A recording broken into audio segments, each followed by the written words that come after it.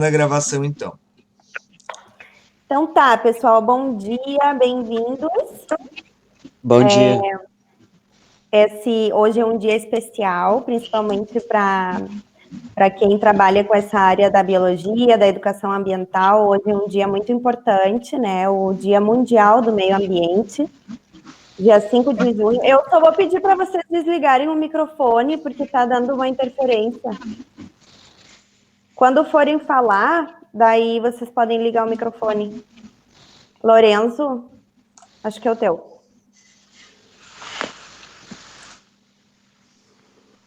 Bom, então, para início de conversa, eu queria trazer uma breve introdução, né, sobre o que é esse Dia Mundial do Meio Ambiente.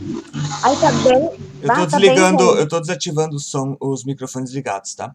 Ai, ótimo, ótimo. Eu não saberia fazer isso. Sim. Então, o dia 5 de junho, tá, de 1972 foi quando aconteceu a Conferência da Organização das Nações Unidas, né, em Estocolmo. E foi uma conferência para trazer esses debates justamente sobre o meio ambiente, né, e a importância de começar a se preocupar, porque naquela época, vocês veem, é um assunto que já vem há muito tempo, né? Não é de hoje, não é dos anos 2000.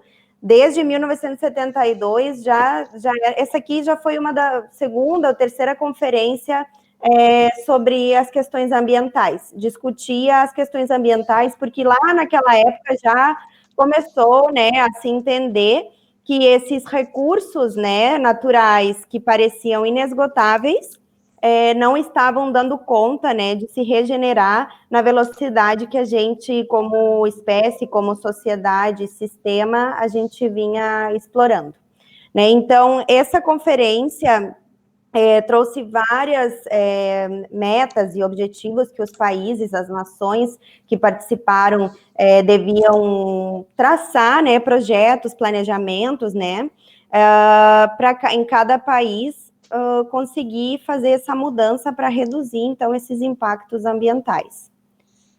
E no dia 5 ficou marcado, então, no dia da conferência, o Dia Mundial do Meio Ambiente.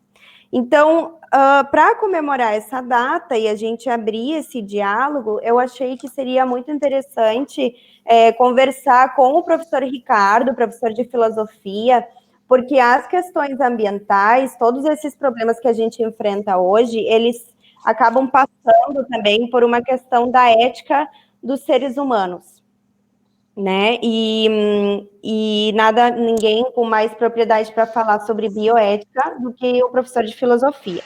Então, como a biologia, né, e todas as áreas, mas hoje especificamente falando do Dia Mundial do Meio Ambiente, como esses estudos, né, da ecologia, da inter-relação entre os homens e a natureza, a interdependência, né, como isso se relaciona e nos convida a refletir sobre essas questões que passam pela ética dos seres humanos, né, o resgate dessa humanização, dessa sensibilização frente aos problemas socioambientais. E a gente vale lembrar que quando a gente explora a natureza, né, esgota seus recursos, a gente não está apenas prejudicando o meio ambiente, né?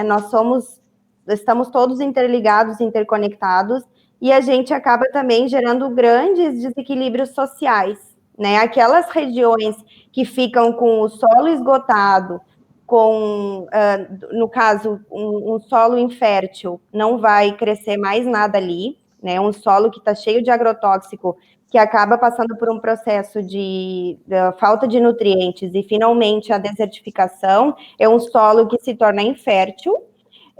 Lugares que têm o esgotamento dos recursos hídricos, né, de água, é uma região que as pessoas que habitam ali, que estão acostumadas a viver ali, que têm gerações e gerações das famílias que já moram naquela região, essas pessoas ficam sem poder plantar para se alimentar, sem poder ter água potável para beber, né? Então, todos esses impactos ambientais, eles acabam influenciando e prejudicando também as pessoas, né? Os seres humanos, os animais que habitam naquela região. E mesmo que pareça distante de nós, né, somos pessoas privilegiadas, a gente não pode ficar tranquilo sabendo que tem muitas pessoas hoje em dia que morrem de fome, né, que não tem água, que não tem saneamento básico. Então, o que nós, acho que essa data também nos convida a fazer uma reflexão sobre o que nós podemos fazer individualmente para contribuir, melhorar, né, e construir esse mundo que sonhamos, esse mundo que desejamos, né, e que hoje em dia, ainda nessa situação da pandemia, a gente está sendo obrigado, né, a pensar e refletir sobre isso. Eu vou começar falando sobre essas questões, é claro, não podia não falar sobre isso, as questões do consumo, né? Então, já trabalhei com o terceiro ano essas questões, as ações antrópicas, né, que são as ações do homem interferindo na natureza, e eles fizeram um trabalho bem interessante, né? As outras turmas não vai dar tempo agora de falar sobre eles, mas é um trabalho, então, que a gente leu um material sobre o sistema de produção. A gente assistiu uns filmes também, e o nosso sistema de produção é um sistema linear, tá? O que isso significa? A gente retira os recursos da natureza, né, seja, por exemplo, madeira, né, para fabricação de papel, vamos supor, ou então qualquer recurso a gente retira da natureza, a gente usa ele, transforma ele para produzir coisas, né, para a gente consumir.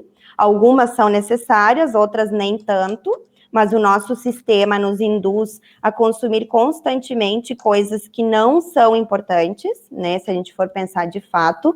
Então, esse sistema linear é assim, a gente extrai da natureza, a gente transforma a natureza para produzir coisas que a gente usa e que daqui a pouco tempo são descartadas no meio ambiente. Só que essas coisas não são biodegradáveis, né, a maioria, elas não são... Os recursos da natureza são utilizados, mas eles não são levados, assim, em natura, né, orgânicos até nós. Eles passam por um processo de industrialização, onde são transformados e misturados com produtos sintéticos, né, industriais, plásticos, silicones e etc., e quando são descartados no meio ambiente, eles demoram séculos para se degradar, ou nem se tem uma data estimada, né, de quantos milhões de anos poderia levar esse objeto a se decompor e retornar, então, as suas moléculas, seus átomos, para a natureza, para entrarem novamente no ciclo de vida, né, da natureza. E aí é que está o grande problema, porque o lixo, quando ele sai da nossa visão, ali do nosso campo de visão, da lixeira da nossa casa, ele sai da frente dos nossos olhos, mas ele não sai do planeta, não existe fora, né, no planeta. A gente não tem como jogar nada fora, porque as coisas permanecem aqui. Então, esse sistema é falho, ele não funciona, ele já está no limite, né, isso tem que mudar. E o que se propõe agora, que se fala já há algum tempo, é o sistema circular, né, de produção. Então, como é que é esse sistema?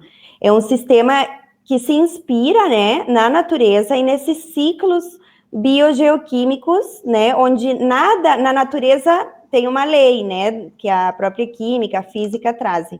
Na natureza nada se cria, nada se perde, tudo se transforma.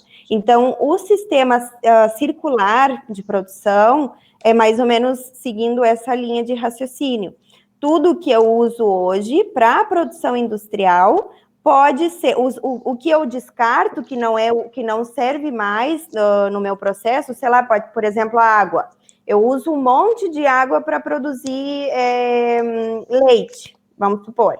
Mas essa água que eu vou precisar, né, para higienizar ali as máquinas para a produção do leite, ela pode ser utilizada, em vez de ser descartada e perdida, ela pode ser utilizada daí numa outra indústria para um outro processo, né? Então, se inspirar na natureza e fazer um ciclo. O que é um resíduo para mim pode se tornar uma fonte de energia ou de higiene, enfim, para uma outra área industrial. Por exemplo, o biogás. Se eu tenho um cultivo de cana-de-açúcar, todo aquele bagaço, aquela parte da planta que não vai ser utilizada, ela pode ser uma geração de biogás, né? E esse gás liberado pela fermentação ali, dos resíduos da cana-de-açúcar, ele pode movimentar as turbinas, né, de uma outra indústria que vai gerar energia elétrica, por exemplo. Então, é mais ou menos por aí. E isso tudo vem, né? E agora eu vou passar a fala ali para o professor Ricardo, sobre a questão do nosso sistema, né? Do capitalismo e como a gente é induzido constantemente a consumir, né? A consumir e onde está a questão da ética, da bioética que perpassa isso tudo. Bom dia, pessoal.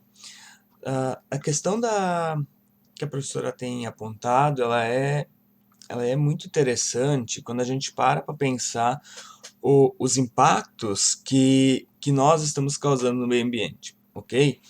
E a nível de reflexão, a gente às vezes precisa se dar conta de exatamente qual é que são qual é que é o pano de fundo, digamos assim, do que está regendo as nossas posições, em específico a questão da produção e consumo. Não sei se vocês vão se lembrar, mas a professora, sim, há uns 10 anos atrás foi descoberto o que ficou conhecido como pré-sal. Acho que já faz quase uns 10 anos, se não me engano. O interessante é que antes do pré-sal, o Brasil era pioneiro na pesquisa sobre biodiesel, né, que é justamente a utilização do óleo, principalmente de mamona, entre outros, se não me engano, como combustível. Um combustível que se tornaria mais barato, inclusive, um combustível com um bom percentual de produção de energia, e fora outras formas também de energia. O Brasil era pioneiro na pesquisa. Foi só descobrir o pré-sal e todo o financiamento para a produção de biodiesel sumiu. Hoje não se fala mais em biodiesel no Brasil. Então, essa questão do capitalismo, né?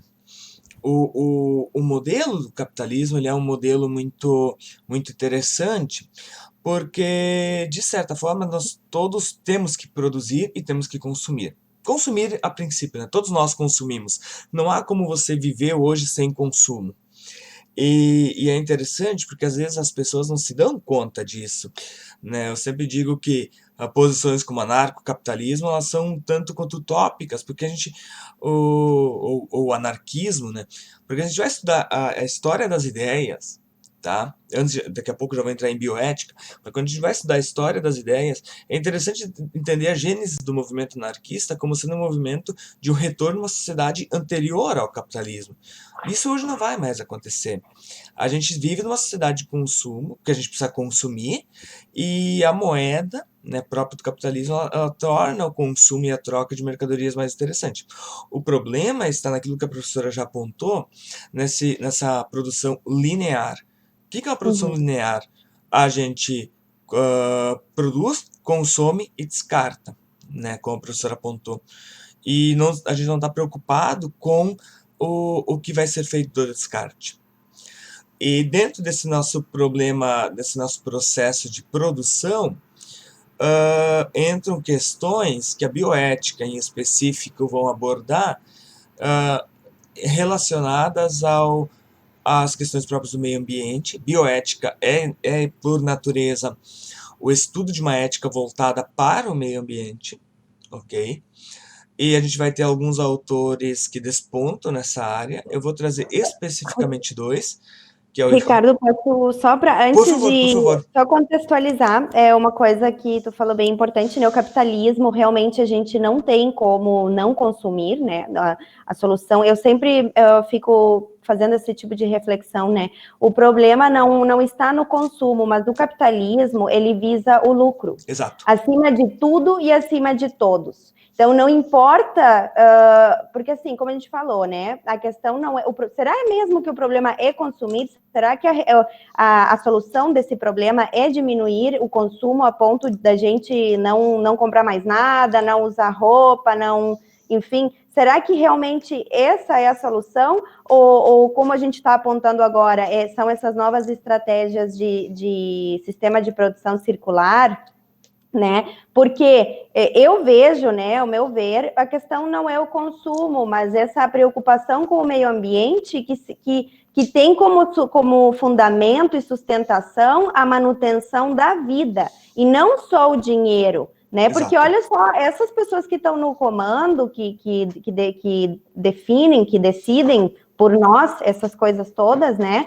Eles só querem pensar no dinheiro, hoje, não importa amanhã, né? A gente não pode deixar de pensar nas futuras gerações, porque todos nós temos, mesmo que vocês talvez não queiram ter filhos, vocês vão ter sobrinhos, vão ter qualquer outro parente, e eu estou tentando trazer as nossas famílias e os nossos seres mais próximos para a gente se sensibilizar mesmo, porque a gente pode pensar que sempre vai ter crianças, sempre vai ter pessoas pequenas, né, que vão ser futuros cidadãos que vão precisar da natureza, vão precisar viver, vão precisar ter água, né, limpa, energia e tudo mais, e o que nos dá o direito de não pensar neles e querer pensar na praticidade só de hoje, né? Acho que isso a Exato. bioética traz muito para nós.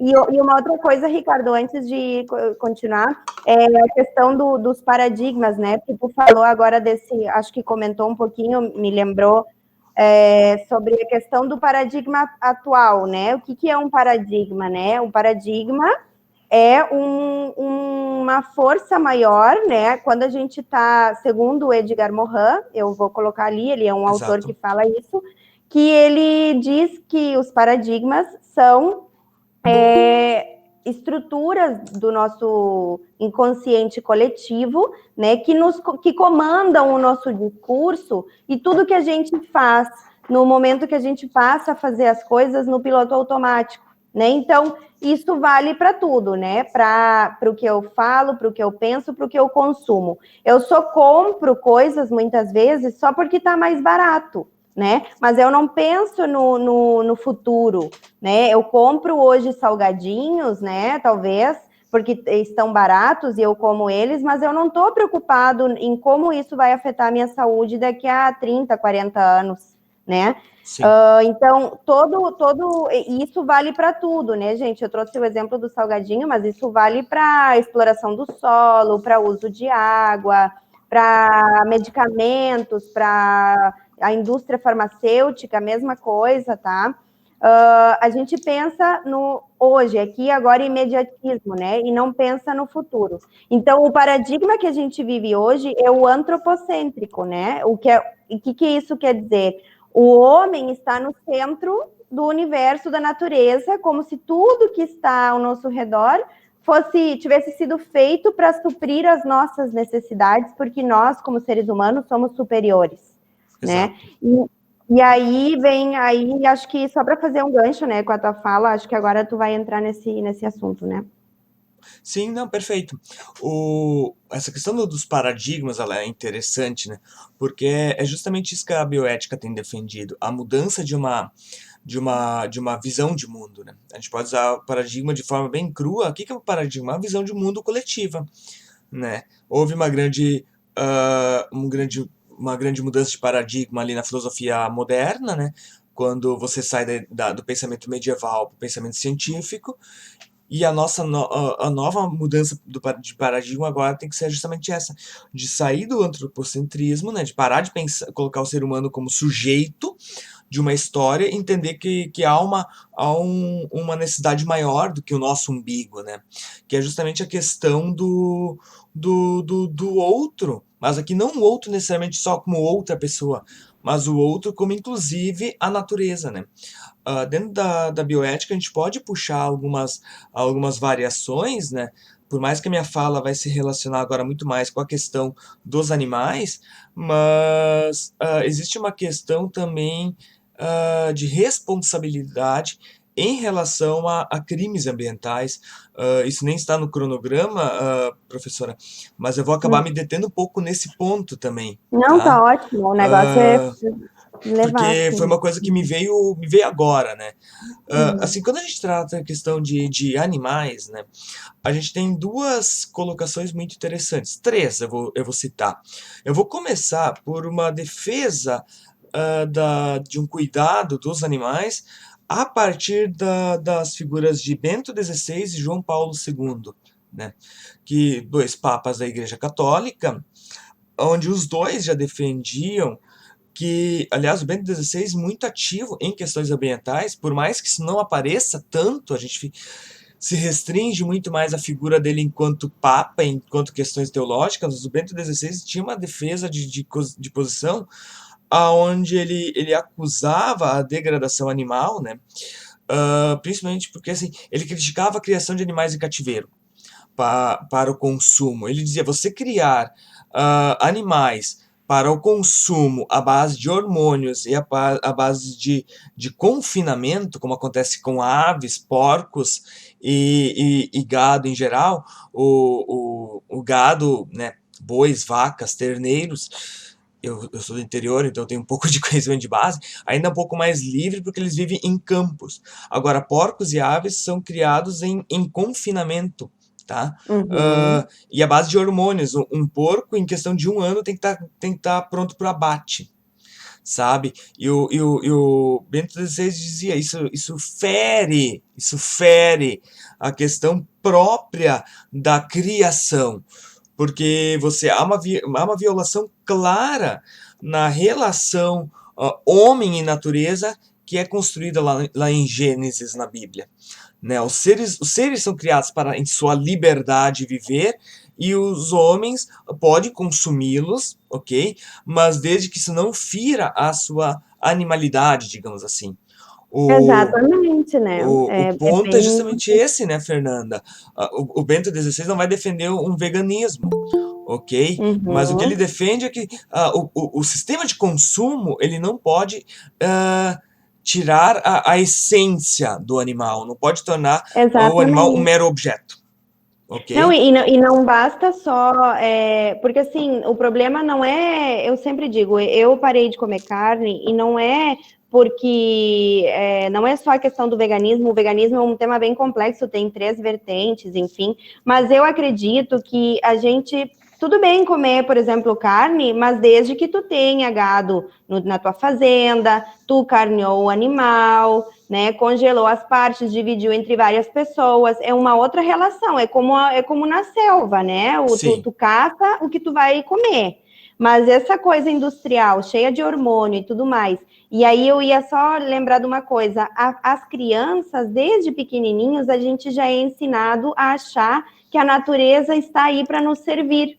Eu cansei de ver tema de casa, né, de educação infantil ou ensino fundamental, anos iniciais, que a professora mesmo bota assim, e o que a vaca nos dá? A vaca não nos dá nada, a gente é que tira dela, né? O exato. leite, a carne. Então, desde pequeno, né, a gente já vai sendo induzido de certa forma, e não é culpa, e a professora não é culpada, porque a professora também foi ensinada assim. Então, é uma coisa que vem, né, se repetindo, desde que começaram as primeiras, né, enfim, trabalhos com comércio, visando o lucro, né? Exato.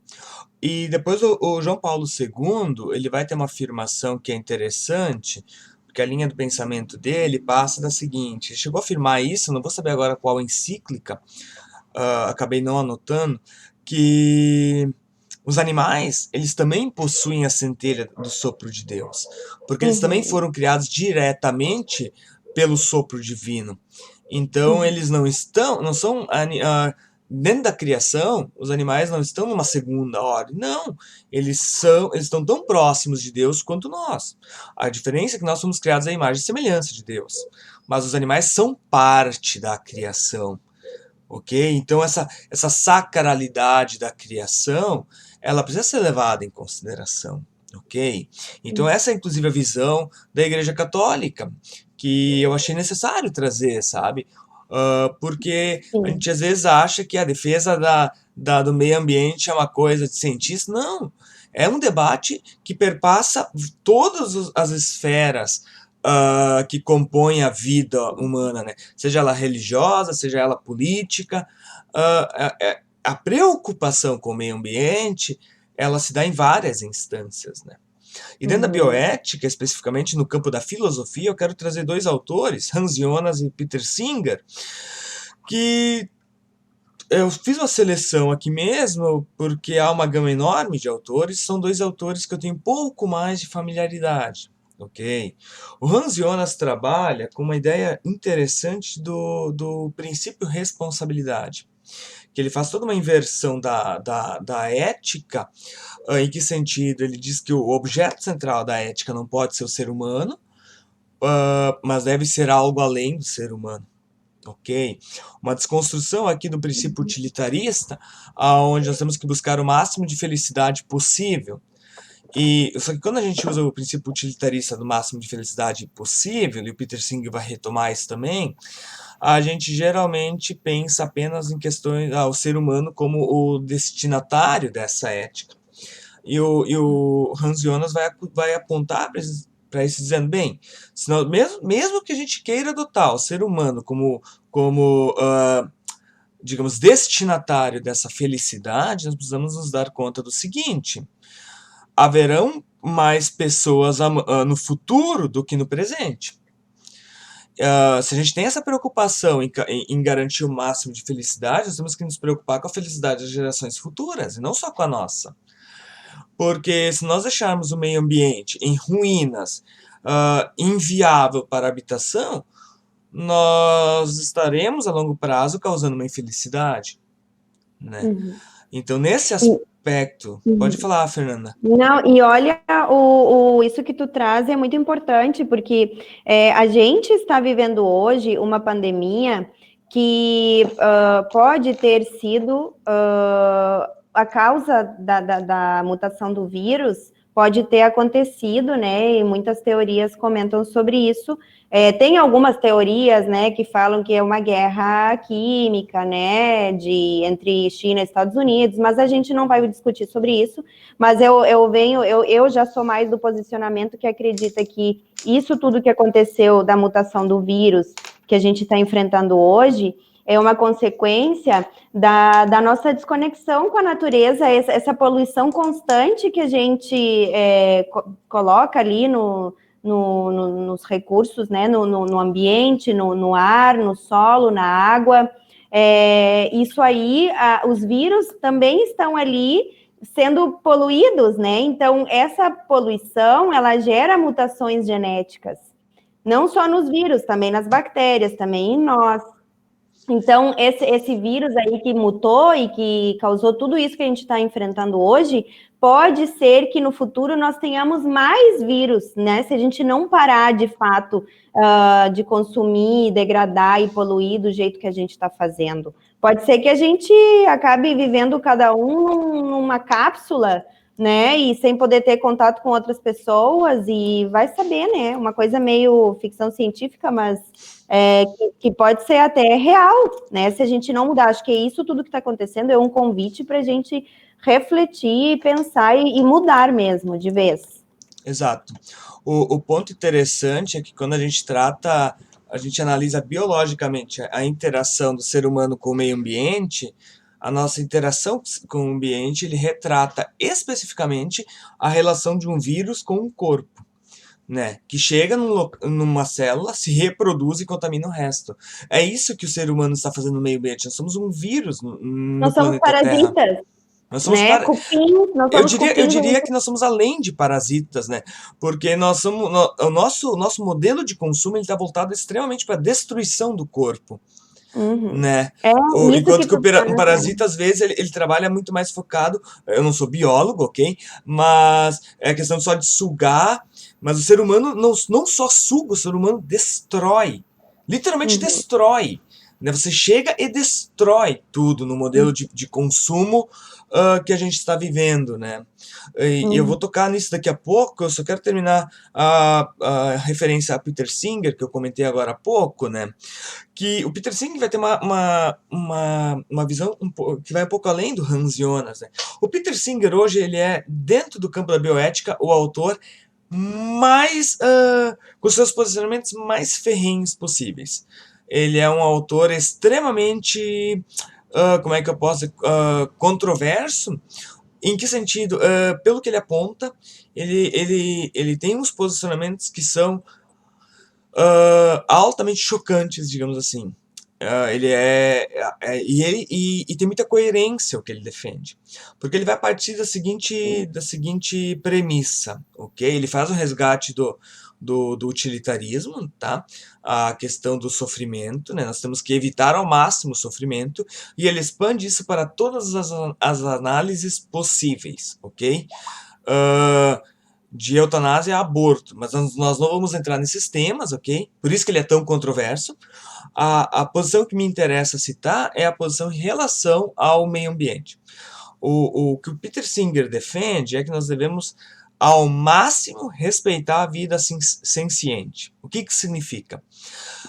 Nós devemos respeitar os interesses de todos os seres que podem, mas não devem, sofrer. Não basta apenas evitar o sofrimento humano. Nós temos que evitar o sofrimento de todos os animais, de tudo. Se há algo que está em sofrimento, nós temos que trabalhar para que este algo não sofra mais. E você já pode então imaginar as implicações disso para o modelo de bioética. O Peter Singer, sim, vai defender o veganismo, ele vai defender o não confinamento e o não consumo de animais, porque isso causa sofrimento nos animais. É uma posição extremamente radical nesse ponto. E tem uma questão, tu quer só Não, para não perder. pode Tá. ir. E tem uma questão que eu acho super interessante, né? Que tem muitas filosofias, né? De outras orientais, né? Da Índia, que já falam isso há muitos anos, né? São filosofias milenares, assim, que falam sobre essa relação, como eu já comentei antes, eu já falei em todas as turmas, a gente tem que entender que nós somos um aglomerado de átomos, de moléculas, nós somos todos feitos da mesma coisa. Tudo que está no planeta Terra é feito da mesma matéria, né? Diferentes, né? Minerais, orgânicos, inorgânicos, mas todos feitos dos mesmos átomos que estão aqui. Então, quando a gente come um animal em confinamento, um animal que sofreu para morrer, ele vai liberar, no momento da morte dele, ele vai liberar um monte de neurotransmissores e hormônios do medo, hormônios que se tornam toxinas, né? E fora toda a quantidade de hormônios e tudo que é agrotóxicos, tudo de ruim que tem ali, e a gente vai comer aquela carne que ainda vai ficar apodrecendo no nosso corpo por vários dias, né? E a gente se faz, as nossas células do nosso corpo são trocadas todo o tempo, né? De 30, 60 dias, dependendo o tipo de epitélio, de tecido, ele vai se renovando, né?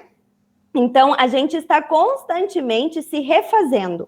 E tudo que eu como, tudo que eu uso, né? Desde o meu alimento até os produtos que a gente passa na pele, nos cabelos, tudo, os medicamentos que a gente toma, tudo isso está refazendo o nosso corpo constantemente. Então, se eu estou me nutrindo de coisas que não têm respeito à vida, que não têm amor, eu vou acabar adoecendo, eu vou acabar com uma energia ruim, uma vibração baixa, né?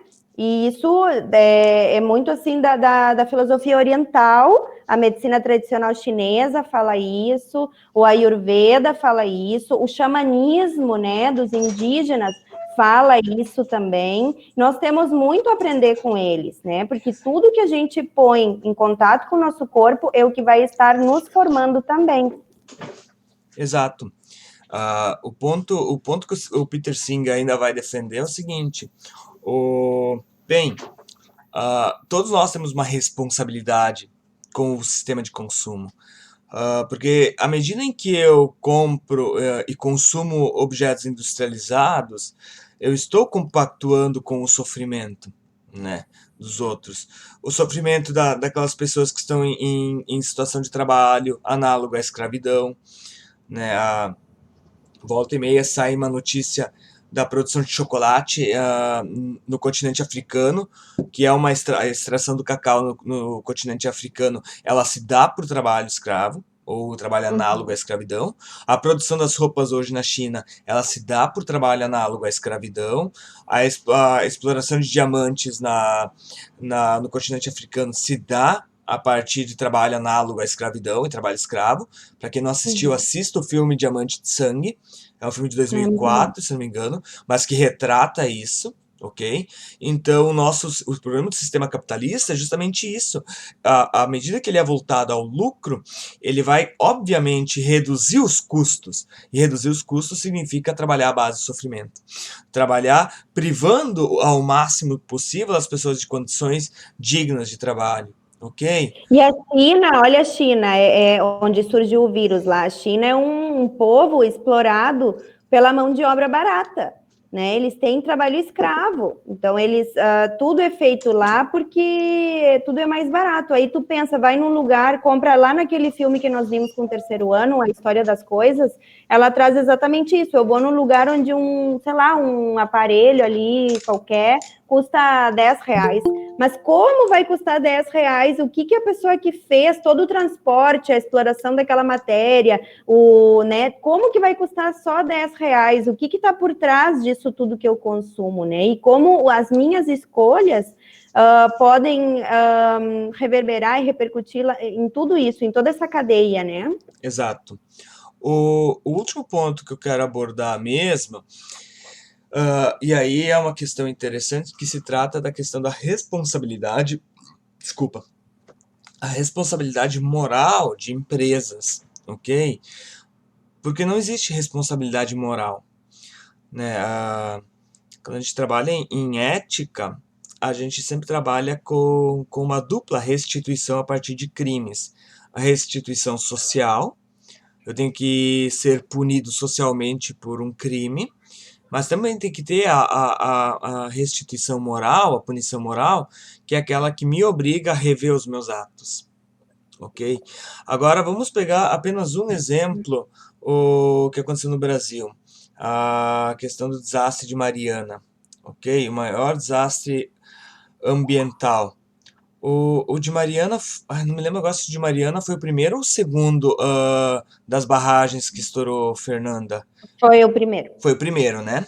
Foi o primeiro. Veja só, depois de Mariana, nós tivemos a barragem de Brumadinho. Brumadinho, né? Ou seja, em questão de pouco tempo, nós tivemos dois desastres da mesma natureza. Isso é o melhor exemplo para ilustrar a falta de um comprometimento ético de empresas multinacionais com o meio ambiente. Porque se você houvesse algum sistema jurídico instituído de responsabilidade moral, por mais que seja muito difícil da gente discutir como é que tu pode punir moralmente uma empresa, mas que deveria haver uma fiscalização mais rígida das empresas. E o último, depois de Brumadinho, o levantamento que foi feito é que existe mais 7 ou 8 barragens na mesma situação, ok? Ou seja, a qualquer momento vai haver mais desastres ambientais daquele tamanho, porque as empresas não estão preocupadas em garantir a segurança, porque obviamente tu pega qualquer empresa, tu adequar ela em normas de segurança é extremamente caro. Qualquer empresa, a mineração por si só ela já é um desastre, né? Por causa dos metais É caro, mas pesados. eles têm muito lucro, né? Eles têm muito Exato, lucro. é que esse é o ponto. À medida, se eu tiver que me adequar às normas de segurança, eu vou ter que fazer um investimento extremamente alto e que eu não vou ter o retorno. Eu não vou ter o lucro que eu estou tendo, né? Num primeiro momento, né? Exatamente. Talvez. Mas é que esse é o problema, Fernanda. O capitalismo, É ah, imediato. ele é imediato e Né? mesmo assim, ele quer... qual é que Vou pegar um exemplo aqui, saindo um pouquinho da discussão, se tu me permite, Fernando. Por que a gente Uhum. fala de salário mínimo? Da onde é que vem o conceito de salário mínimo? Salário mínimo significa o seguinte: o mínimo que eu tenho que pagar para o meu empregado para ele não morrer de fome. Esse é o conceito de salário mínimo. O mínimo que a Uhum. pessoa precisa receber para continuar sobrevivendo e poder continuar trabalhando. Né? Então, como é que se calcula o lucro? O lucro é basicamente os custos da produção relacionados com o valor de venda. Né, o que sobra é Uhum. lucro. Eu pego os custos de produção, subtraio o valor de venda, o que sobra é lucro. Né, então, como é Uhum. que. E aí tu tem o problema do mercado, tá? Eu não posso vender o meu produto muito alto, porque ele não vai vender frente às outras empresas. Ok? Então, onde é que eu consigo baratear? Onde é que eu consigo ter lucro? Barateando o processo de produção. E se. E aí é que começa a se corromper tudo, né? Porque no momento que eu começo a pensar só nessa parte do dinheiro, eu preciso, por exemplo, colocar agrotóxico, eu Sim. preciso colocar corantes, que são neurotóxicos, que são cancerígenos, e azar, entendeu? E aí quem consome o que é mais cancerígeno e tóxico e tudo é quem não tem dinheiro para comprar, é quem depende do salário mínimo, é quem não é empresário, né? É essas pessoas que têm, que somos nós, na verdade, né? A Sim. grande maioria. Porque você optar por uma alimentação saudável, ela é cara e nem sempre disponível. Né? Eu tenho a sorte de meus pais morar no interior e eu consigo pegar muita coisa lá, principalmente a carne que eu consumo, eu pego do interior. Meus pais Uhum. criam gado, sabe? Então eu sei a procedência, eu sei o processo de abate que tenta ser o mais humano possível, eu sei a criação, que ela não é feita em confinamento. Minha mãe tem muito cuidado. Minha mãe não estudou bioética, mas tem uma posição em relação aos animais, trata como se fosse quase da família. Em que aspecto?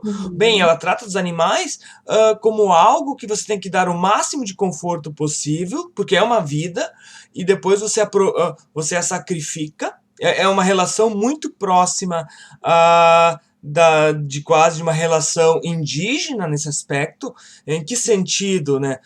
De você a pegar algo da natureza e aproveitá-lo ao máximo possível, mas sem explorá-lo, né? Sem colocar aquilo em Uhum. sofrimento. Então, é feito. A minha mãe eles cuida com todo o cuidado possível, assim, a questão dos animais, né?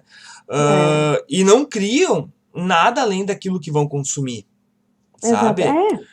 É um animal abatido por ano, sabe? Uhum. Então eles engordam e aí consomem aquela carne durante o ano. Não é aquele abate desenfreado, e consome todas Uhum. as partes. Todas. E aí Inclusive tem, os ossos são guardados para fazer sopa, sabe? É aham, um claro, porque consumo. é uma vida, né? É uma vida, a gente tem que pedir autorização, a gente deve respeito a essa vida, né? Exato. Que o grande problema hoje que eu vejo. Por que a gente consome coração de frango, tá? Coraçãozinho, né? Porque assim. De onde é que vem esses corações? Esses corações vêm porque tem países que não. Os países que compram nossa carne de frango, eles não querem os miúdos. O coração é miúdo, o coração, a moela é miúdo. Então por isso que a gente tem uma grande oferta aqui no Brasil. Porque quem compra carne brasileira, compra carne nobre. Seja de frango, seja de gado, seja de porco, né? Então, e esse consumo que é questionado, né? Justamente essa questão do impacto ambiental daquilo que é produzido, desse processo, né? Eu saí um pouco dos animais e fui para a questão da mineração, porque a bioética não se restringe apenas ao cuidado dos animais, é justamente de toda essa relação com o meio ambiente. A Uhum. regulamentação, normas de preservação da natureza, desculpa, a questão dos impactos, a gente precisa responsabilizar empresas, mas responsabilizar empresas é uma coisa extremamente complicada. Uhum. Pega a Vale do Rio Doce, né? Que era uma empresa estatal, que foi privatizada. Ah, não importa a multa que tu vai impor, sabe? Porque vai ser uns trocados em relação ao que ela já Ao que eles extraiu. ganham, é. O problema é E, esse. Qual é o valor? Ah, não, ah, e é que daí não eu, existe valor financeiro para compensar os impactos ambientais, sabe? E aquelas pessoas que perderam suas casas, que perderam tudo, ficaram tanto tempo sem receber, né, a indenização que eles ficaram de dar para eles, Exato. É, né? E não é só isso, não é só dinheiro, é toda uma história familiar, todo, né? Tu tá acostumado, imagina, né? Se coloca no lugar, tenha empatia pelo outro, né? Essa é é uma palavra-chave também. exato esse aspecto subjetivo da E outra relação. coisa, Ricardo, que tu falou, né? Essas pessoas, olha o que a gente chegou, né? O sistema nos induz tanto a pensar só no lucro, que ali nessas empresas, nessas mineradoras, deve ter engenheiros ambientais, deve ter biólogos, deve ter várias pessoas, né, que se formaram numa área onde eles têm que até fazer juramento, né, na hora da formatura e tudo mais, e essas pessoas depois estão sendo totalmente corrompidas, contrárias a tudo aquilo que eles em algum momento desejaram, pensaram, se sentiram motivados, né, a seguir adiante. Então, aí que vem a questão da ética. A gente está num mundo onde não importa tanto os diplomas que tu tem, os estudos, né? Se tu não é uma pessoa com um bom coração, com ética, né? O que adianta? Vamos trazer o exemplo da medicina. A gente vai no médico muitas vezes, não estou dizendo que todos são assim, mas é difícil, é realmente difícil, né? Eu que já venho buscando mais coisas alternativas, né? Num outro, já sigo essa linha há um tempo. É muito difícil, tu vai no médico tradicional e ele vai te perguntar o que tá sentindo? Ai, dor aqui, não sei o quê. Ele já vai te dar um remédio, e é o mesmo remédio que ele dá para todo mundo. Ele não vai investigar o teu caso específico, se é alguma coisa emocional, se é alguma coisa, né, que tu esteja se alimentando, né? Ele não vai investigar a fundo. Ele só quer atender o máximo de pacientes por dia, então ele não vai se deter ao teu caso específico, porque ele Exato. só quer dinheiro, ele só quer o dinheiro. Então as pessoas não têm mais essa questão da ética, né? E o que adianta ter tantos diplomas, isso e aquilo, e não ser uma pessoa ética, né? Uma pessoa que é o mínimo que a gente teria que ter. Exato. Eu tô olhando o tempo aqui, Fernanda. Sim, A gente vamos pode só talvez abrir para para perguntas? não, e também queria só para assim fechar um pouco essa conversa, né? Uhum. Voltar então aos nossos hábitos de consumo, né? Sim. Como que a gente pode, de fato, contribuir, né? Tem muitas pessoas que pensam, não adianta eu, sei lá, fechar a torneira enquanto escovo os dentes, ou consumir coisas feitas à mão, né? Porque isso não vai fazer diferença frente às grandes indústrias e tudo mais. Mas aí é que eu acredito que está o engano, né? Porque nós como consumidores individuais, no momento que a gente que a gente se compromete, né, a ter um consumo consciente, nós vamos, por exemplo, ao supermercado e, por exemplo, não vou comprar nada transgênico, né? Então a pessoa vai lá ou então coisas que são testadas em animais, voltando ao assunto da exploração animal, né? Se essa marca que eu comprava sempre, ela usa testes em animais e eu parar de comprar, se todos os consumidores começarem a exigir das grandes indústrias mudanças, né, favorecendo as questões ambientais, rapidamente eles vão sentir nos números lá, no dinheiro, eles vão sentir que houve uma queda, né? Uma diminuição das vendas. E eles vão ter que se atualizar. Então, isso se chama sabotagem, né? Isso é uma sabotagem das grandes indústrias. Nós, como consumidores, temos o direito, né? Se a gente acredita que do jeito que tá, não tá bom, e que eu quero começar a exigir das pessoas que eu compro o mínimo de consciência ambiental, a minha força somada a de vários outros consumidores vai gerar, sim, um impacto, por mínimo que no início possa parecer, eles vão sentir, porque lembrem que é sempre uma indústria que visa o lucro, né? Então, nós temos que ter essa consciência de que tudo que eu compro, tudo que eu consumo é aquilo que eu estou fortalecendo, é o que eu dou forças, né, para continuar existindo. Pode deixar as perguntas escritas assim, a gente vai responder daqui a pouco. Então, o que eu queria, só para fazer o fechamento, é que assim, ó, esse novo paradigma da sustentabilidade social e ambiental, ela exige ela precisa, em vez de ser antropocêntrica, ela precisa passar a ser regida pelo biocentrismo. O que é isso? Colocar a vida no centro de tudo. Todas as minhas ações, tudo que eu faço, tem que gerar vida. Né? Esse seria o princípio básico dessa mudança de paradigma, né? Da sustentabilidade.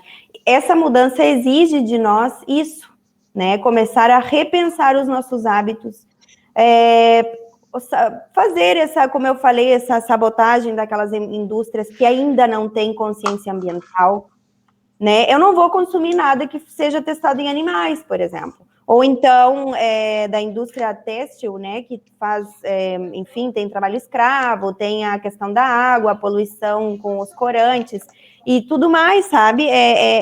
Esse paradigma agora, e essa pandemia também, nos convida para fazer reflexões nesse nível, né? De como o que eu posso fazer para mudar o cenário atual que a gente vive, né? E pensar que as nossas é passinho de formiguinha, mas que aos pouquinhos a gente talvez, né, num futuro, não sei se a gente, porque tudo demora, essas coisas levam muito tempo, né? Então, talvez não na nossa geração, mas que as gerações futuras possam sim ter um novo sistema, uma nova visão de mundo, né? E que tudo possa ser mais igual, né, para todos, que não sejam só alguns favorecidos e a grande maioria saia prejudicado, né? Exato. Vamos abrir o microfone para quem quer fazer pergunta? Sim.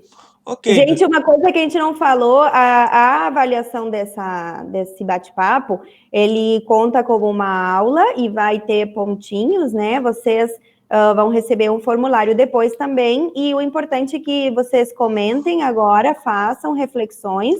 Nós estamos anotando aqui, a aula vai ficar gravada também, quem quiser depois contribuir, talvez fazer uma outra reflexão que vocês, né, vão terminar agora o bate-papo, e depois vocês podem ficar pensando sobre isso, né, e podem vir ideias depois. Então, ainda, daqui a uma semana, vocês ainda podem mandar ali comentários e tudo mais.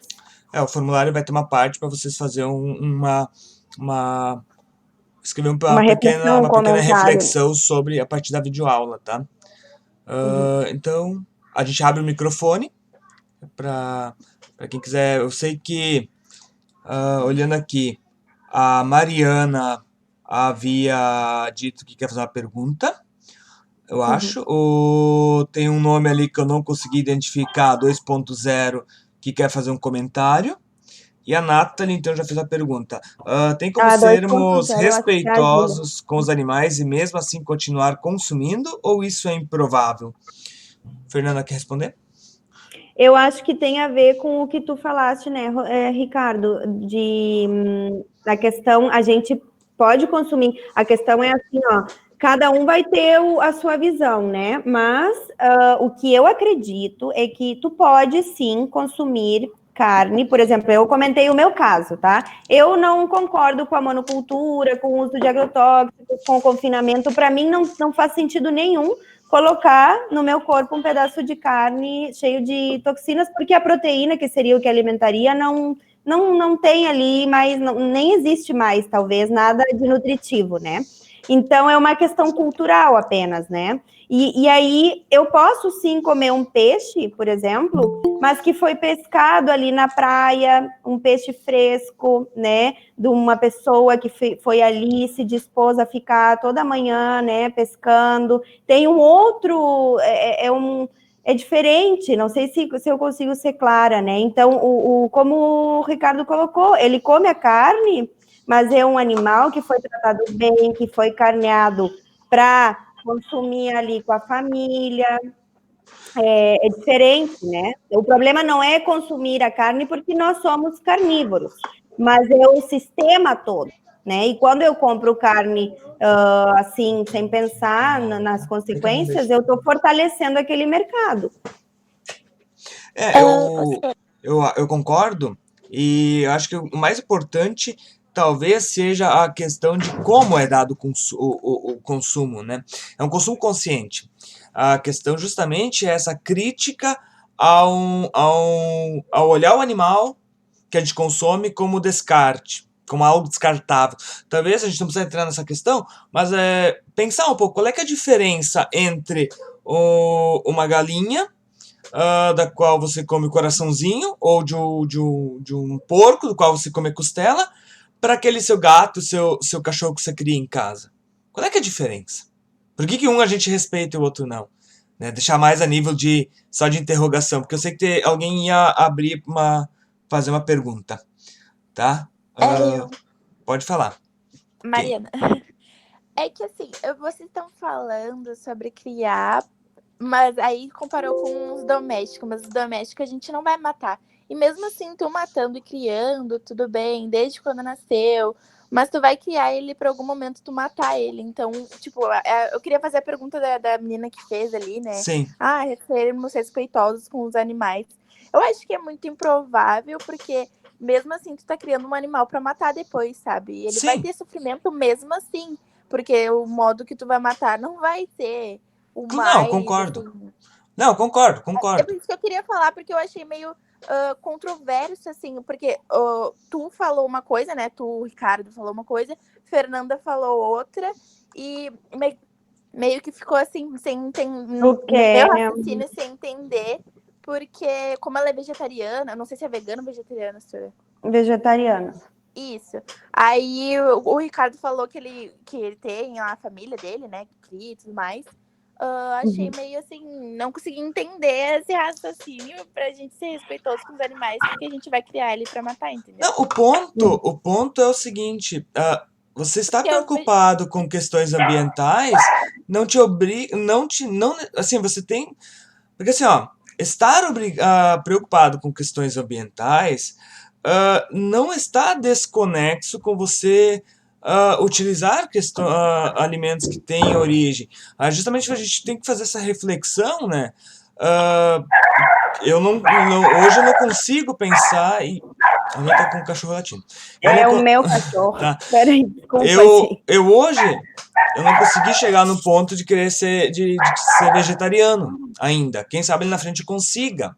Mas isso não me proíbe de estar preocupado com questões ambientais e de questionar, por exemplo, o modo como os animais são criados para consumo, os impactos ambientais, ok? Uma coisa não está necessariamente desatrelada à outra. Ok? O Hans Jonas, por exemplo, ele não vai ele não critica necessariamente, ele não tem uma posição vegetariana ou vegana, até onde eu sei, tão firme como a do Peter Singer, tá? Mas é um autor relevante dentro da bioética. Eu acho também, pode falar, Fernanda, pode falar. Eu acho que isso não faz também de ninguém uma pessoa melhor ou pior, né? Porque a gente não tem como, se nós fomos sempre educados, né, a ser de um jeito, não tem como a gente mudar tudo de um dia para o outro, né? Cada um tem o seu momento, né? Cada um vai ter o seu momento de pensar nessas questões e de tomar decisões, né? Porque, claro, é muito mais prático comprar uma carne ali, comer, muito mais prático comprar uma coisa da China mesmo, que eu vou pagar R$1, vai me durar um verão e vou botar no lixo. Então, assim, é uma coisa muito pessoal e que a gente pode ir inserindo aos pouquinhos, né? O que hoje eu posso fazer, e não só hoje, porque é o dia do meio ambiente, mas o que hoje eu posso rever na minha rotina e pensar que eu possa começar a mudar, mas levar adiante, né? vai ser, por exemplo, cuidar sempre a separação do lixo. Bom, então vou levar a sério, vou andar sempre com uma ecobag, uma sacolinha para não precisar usar sacolas plásticas. Eu não vou comprar garrafas de plástico, vou sempre carregar o meu copinho, né? Talheres também, não vou usar os descartáveis. Não significa que se eu vou num aniversário que tem copinhos descartáveis e tudo mais, eu não vou usar. Tá, beleza, mas eu não vou comprar, eu não vou fazer o meu aniversário com copinhos descartáveis, entende? A mudança a gente vai aos poucos. Não tem como mudar tudo, né? Eu tô lendo os comentários aqui, Fernanda. Eu vou fazer a leitura agora, tá? A Mariana, o projeto de criar uma pequena hortinha em casa também ajuda o meio ambiente e a própria saúde humana. Existem muitas maneiras de fazer, como, por exemplo, para quem tem pouco espaço, pode fazer uma hortinha horizontal. É uma plantação que conecta a pessoa com a natureza e, ao mesmo tempo, livra ela dos agrotóxicos. Perfeito. Exatamente, concordo perfeitamente. Depois, Massores, né, mais professores. É como dizem, né, se existe busca, existe demanda, mas as pessoas não vão mudar de ideia. A maioria não vai pensar a respeito, já que para eles não é um problema. Concordo, esse é o ponto. Mas a gente não veio aqui, a professora Fernanda e eu, para a gente pregar algo, seja vegetariano. Não, é justamente para vocês verem que pessoas com hábitos diferentes, nós dois, a gente tem uma preocupação em comum. É justamente assim, ó, a reflexão nossa, né? Assim, a gente precisa começar a tentar mudar um pouco, refletir um pouco sobre nossa própria conduta. Né? Ontem, conversando com a Fernanda, eu colocava para ela assim, a minha preocupação com aquilo que eu digo, o que eu chamo de uma certa hipocrisia. Relacionada com o quê? Principalmente com pessoas. Assim, é uma série de pessoas que em Twitter e Facebook escrevem textão, compartilham um monte de coisa sobre questões ambientais. Tá, mas na prática tá fazendo o quê, sabe?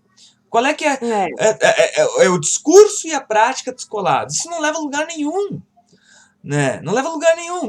Faz textão lá em prol das tartarugas que estão morrendo por consumo de canudinho plástico, mas nunca parou de consumir, né? Parou agora porque é proibido, né? Mas vai no mercado e dele usar sacolinhas e botar no lixo depois.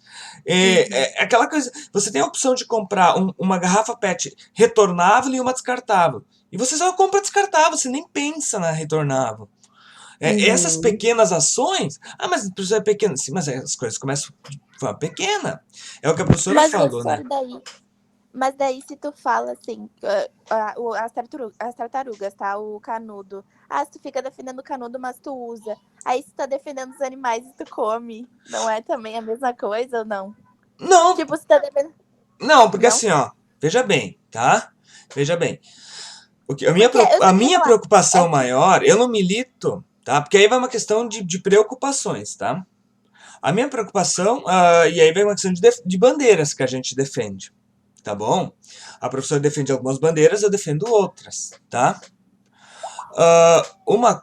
Porque assim, pode parecer, eu entendi teu ponto. Teu ponto tá dizendo que eu sou contraditório e hipócrita. Eu entendi teu ponto, ok? E de certa forma, no primeiro momento, até diria que tu podes ter razão. Mas agora, veja bem. Porque se tu fores levar ao pé da letra, então nós não podemos nem ter animais de estimação. Porque também é um confinamento. Mas o animalzinho eu cuido, tudo mais. Ok, tu tem que fazer vacinas nele. Tá? Então, assim, se vamos ao pé da letra, não pode ter animais. Tu vai castrar o cachorro, o gato, a gata, a cachorra. É sofrimento. Não, só daí não... Não, sim, sim. É a mesma coisa. Tu tá comparando tu matar para consumo... Não, eu tô dizendo assim, ó. Vai ter todo um cuidado, não, eu estou dizendo... Não, mas peraí. Agora, não. Se eu solto o meu gato agora na rua, ele vai morrer em menos de um dia. Morrer todo mundo vai. Ele vai morrer de forma natural. Forma natural, vai ser atropelado, ou vai pegar uma... Ok, não. Mas o que eu tô apontando... Vai lá e vai espancar meu gatinho. Não, o que eu estou apontando... O que eu estou apontando é que todo confinamento vai ser errado. Eu tô levando ao extremo. Esses animais domésticos também foram, né, tem interferências até genéticas, Exato. né? Um gato selvagem, um cachorro selvagem é um lobo. Tu não tem como ter um lobo em casa, Sim. né?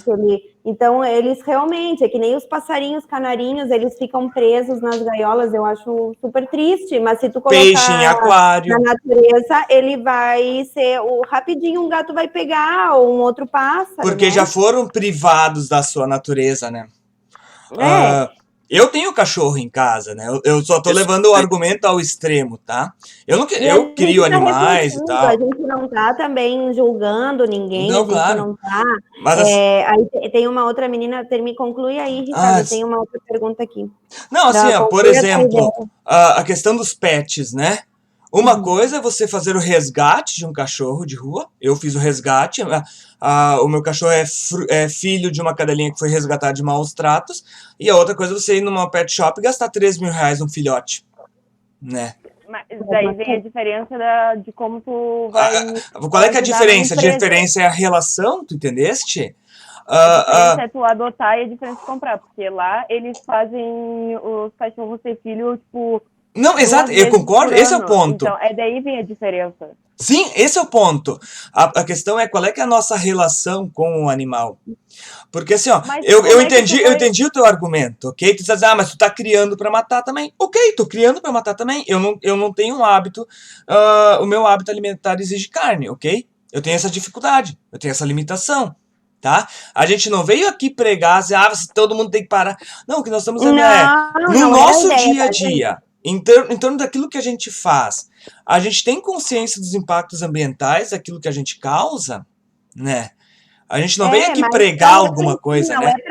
a gente, é isso que eu tô Mas- tentando explicar, não é, Mas ninguém quem tá tá dizendo pra falando que vocês vocês não estão comam, impondo não. algo pra gente? É só Não, porque a gente tá mostrando o nosso ponto de vista Sim, também. Eu sim. acho Concordo, né? que é um ciclo natural da vida. Tipo, se a gente é criado dentro de casa também, a gente toma as vacinas como os pets também. Exato.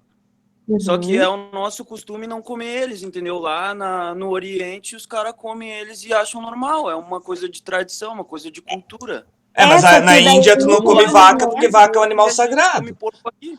O que eu acho é que chega um momento em que as coisas não se sustentam mais, nem por questões culturais, entende? A gente pode substituir tranquilamente, por exemplo, e aí vem uma pergunta da Caroline, tá? Do primeiro ano. Ela pergunta, tem sentido a pessoa ser vegetariana e não vegana, sendo que a Doutora, vegetariana... eu posso responder? Sim. Assim, ó, eu sou vegetariana. E eu não faço pelo meio ambiente, porque eu sei que só eu parar de comer carne não vai mudar bosta nenhuma. Desculpa a palavra, mas não vai mudar. Eu faço pelo animal.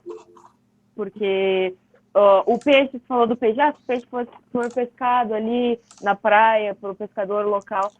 O peixe ainda é um dos animais que mais sofrem na hora de morrer, porque eles tiram o peixe da água, Sim. o peixe está sufocando e eles vão dando facada até o peixe morrer. Então, mas daí tu vem todo o negócio de eu consigo me sustentar tendo uma dieta vegana, porque eu não como carne e isso requer que eu coma mais proteína. E onde é que tem proteína? No ovo. E isso é alguma coisa que fica na minha cabeça por muito tempo. Mas só que tipo, tu não consegue, nessa economia, no capitalismo, tem um ponto que tu não vai bater numa barreira. E daí, se tu tiver certo dinheiro, digamos assim, tu vai conseguir passar disso, entendeu? Mas só que eu não posso pedir pra minha mãe, mãe, faz uma coisa, um prato vegano todo dia pra mim, pra eu comer. Eu não vou fazer isso. Tu tem todo um esquema que passa mais do eu quero pro eu posso. Por isso que eu disse que a gente vai ter um momento, né? Cada um vai inserir pequenas coisas na sua vida. Que nem eu respondendo pessoalmente, né? A Caroline, ela falou de não comer a carne. Eu já estou muito mais ligada à questão do que eu vou colocar dentro do meu corpo como nutrição, do que, enfim, por exemplo, tu falou agora do peixe lá da praia, né?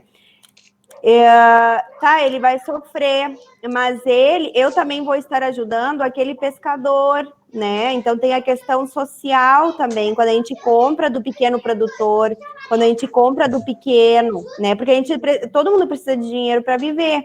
Mas se eu dou dinheiro para as grandes indústrias, tem muita gente aí, como o caso do pescador que eu dei, que também precisa e que ele, com certeza, o trabalho dele vai ser muito mais respeitoso com os animais, ele vai ter mais...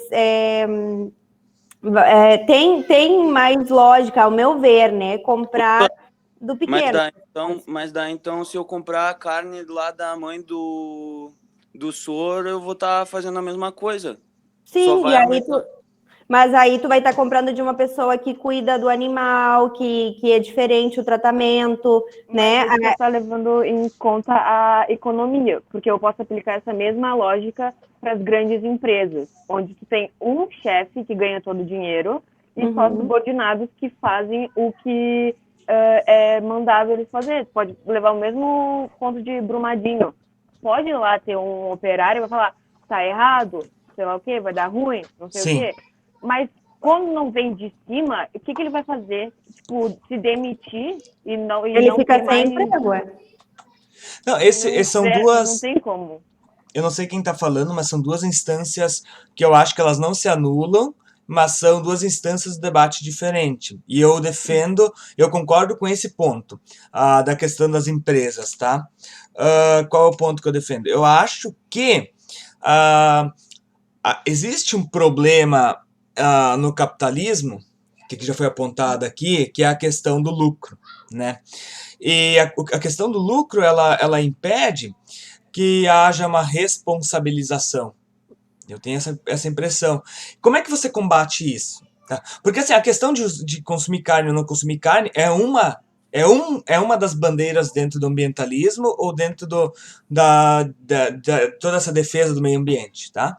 Só que existem outras bandeiras que a gente pode defender e que não anulam uma a outra.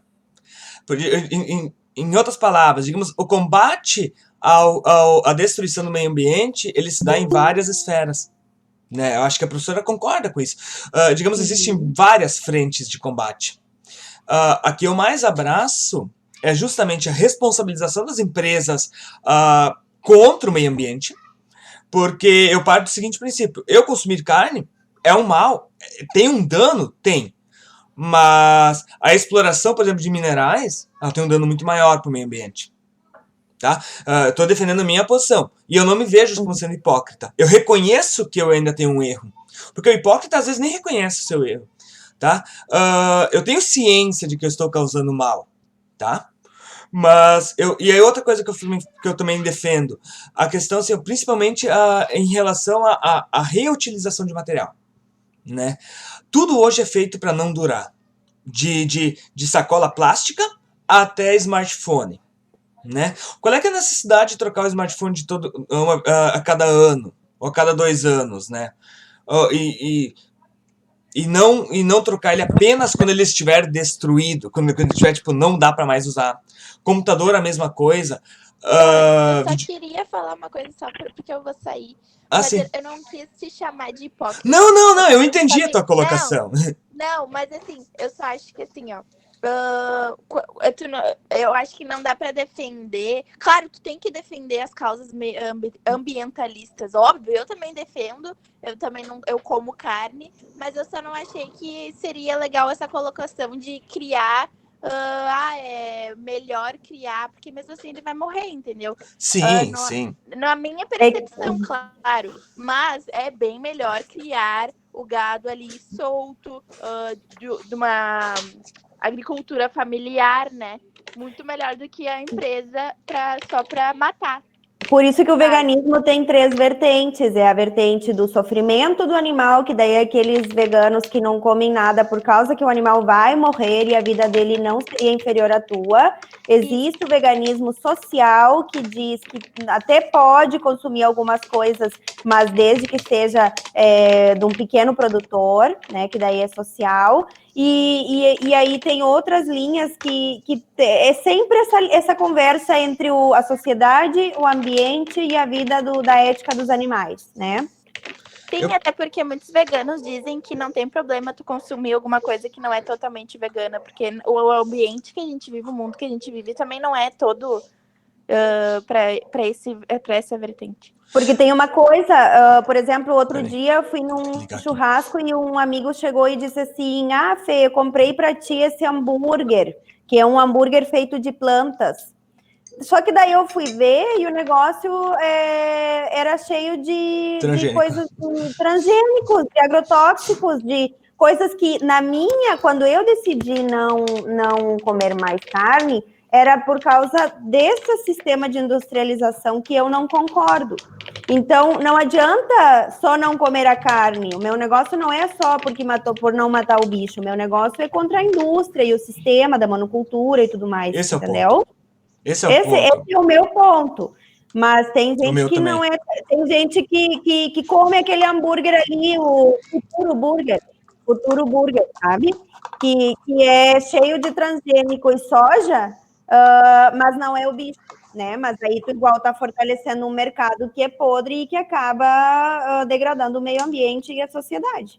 Eu acho que tem essas pequenas que a gente a intenção da aula foi justamente de apontar esse debate que acontece em várias instâncias, né?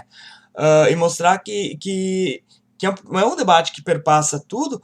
E claro, assim, qual é que é o meu poder frente a uma grande empresa? Eu não tenho o poder que o dono da Vale tem, né? Qual é que é o poder que eu. Mas a questão de, bem, se eu me conscientizo, se eu tenho consciência disso, o que está ao meu alcance eu posso fazer, né? A questão de repensar, porque até mesmo a questão pessoal, assim, e é o que o Peter Singer, né, defende, assim, de não compactuar, né? Ou compactuar o mínimo possível. A gente não vai conseguir mudar a nossa vida 100%. Parabéns para quem consegue, né? Eu sempre digo parabéns para quem é vegano, parabéns para quem conseguiu superar, que luta diariamente para superar. Mas algumas coisas a gente pode fazer, né? Comprar roupa em brechó, sabe? Não entrar nessa lógica de consumo, onde a todo momento eu estou descartando, né? Uma das coisas que eu tive que me reinventar agora na quarentena é, bem, fazer coisas de sucata, porque é uma forma de manter meu filho ocupado, né? E é muito divertido quando tu começa a trabalhar com sucata. É uma coisa que no dia a dia a gente às vezes não faz, né? Mas por que não? Sabe? Eu não tenho como sair para comprar brinquedo, então eu tô fazendo aqui, eu fiz um barco de palito de sorvete palito de sorvete eu comprei, obviamente, né? Mas usei uma garrafa de amaciante para dar estrutura e tal. Então, depois eu fiz lá umas outras coisas, fiz um microscópio para ele também. Então, essas pequenas coisas a gente pode se policiar, assim, minimamente tentar. E o que tu vai consumir, né, Ricardo? E o que vai Eu acho consumir? que esse é o a nossa grande arma, né? É sabotar aquelas indústrias que não se alinham com o nosso pensamento. Eu não vou consumir coisas que eu não acho que sejam certas, porque daí, enquanto eu estiver comprando, eles vão estar fazendo. Mas para tu chegar no ponto da sabotagem dar certo, o número de pessoas que tem que concordar com o mesmo pensamento é gigantesco. Sim, mas já tem muita. Não, mas aí que tá. Se todo mundo começar a pensar assim, mas não vai fazer diferença, não vai fazer diferença, aí é que não vai fazer. Agora, se todo mundo começar pensando nas suas ações, sem fazer divulgação, não precisa ficar divulgando, tu vai fazendo a mudança em ti. E aí as pessoas vão vendo, vão sentindo, vão conhecendo, vão tendo curiosidade, sabe, as pessoas vão se unindo. Eu que estou bem inserida nesse meio, pelas trabalhos, eu sou feirante também, vocês sabem, alguns sabem, né?